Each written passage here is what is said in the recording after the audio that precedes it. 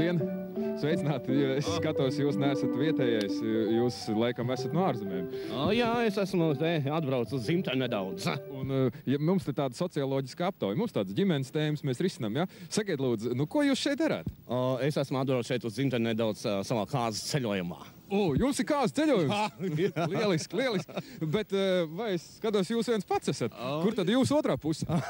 Pie mums Amerikā kādam tomēr jānodevēs saimniecība, es tā kā viens pats te atbrauc, jā. Sakiet, lūdzu, ko jūs domājat par latviešiem, par latviešu tautu, par cilvēkiem, kas šeit dzīvo? Es esmu otrais Latvijā, es esmu pārsteigts. Latvija ir liela matemātiķa tauta. Jā, un no kā jūs to tā spriežat? Ziniet, es apstaigāju ne tikai šeit centru, bet es apstaigāju nomals, jā. Un tur tā dzīvo nabadzīgāk, bet es pārsteigts par viņu matemātikas kultūru. Tie cilvēki raksta uz sienām, uz žogmalēm, rēķina formulas. Man, diemžēl, pat neizprotams formulas, ja? Tur ir tā X, Y, un tad ir vēl viena tāda integrāla formula zīme, ko es nepazīstu, ja? Es esmu pārsteigts tiešām matemātiķi, un es domāju, ka es atvēršu vēl vienu matemātisku koledžu šeit Latvijā. Es gribu sagādāt jums pārsteigam.